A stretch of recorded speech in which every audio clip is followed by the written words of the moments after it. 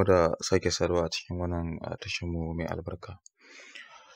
A darasinmu na yau za mu koyi yanda ake hana wani kallon status ko kuma yanda za ka yi blocking na mutum. Za ku yi chatting, za ku yi komai amma ba zai kalla status naka ba. Abin da ya sa wannan settings ɗin yana da muhimmanci don saboda akwai wasu abubuwa da za ka iya posting. Akwai wani kana jin kunyar shi ko akwai mutunci a tsakaninku, yana jin nauyin ka, ba ka so ya kalla irin wa'innan saƙon.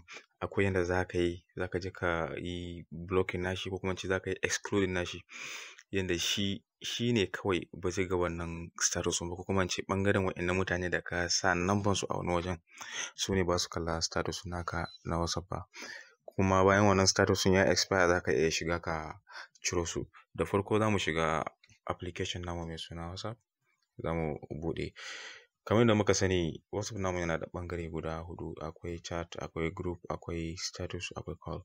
To za mu zo kan status kamar yadda muke gani. Yanzu haka yana group, yana chat. Za mu zo kan status. Muka zo kan status sai mu yi clicking akan a gefen search nan akwai layi guda uku a kwance.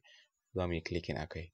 In muka danna akai, gashi ya kawo mana option guda biyu. Akwai status privacy, akwai kuma settings. Sai mu taɓa status privacy. Kamar yadda muke gani, who can see my status update? Wayannan shine inda zaka shiga ka seta. Na farko yace my contact. Na biyu sai ce my contact except. That means cikin contacts naka akwai wanda za su gani, amma except akwai wanda zaka iya ware su ba za su gani ba. Sai ka yi clicking akai. In ka yi clicking akai, zai baka daman da za ka yi selecting na number. To bari in gwada example akan wannan number. Yanzu wannan wanda na yi selecting, me shi ba zai kalla status na ba. Ko mutane nawa ne za ka iya selecting.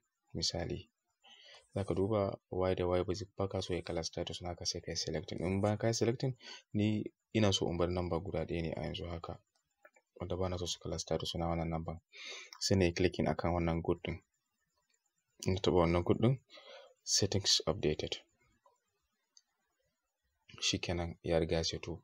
Yanzu shi wanda na yi selecting number sa ba zai kalla status na ba har sai na shigo nan, na zo na cire shi a wannan wajen. Shi ne zai fara kallon status na.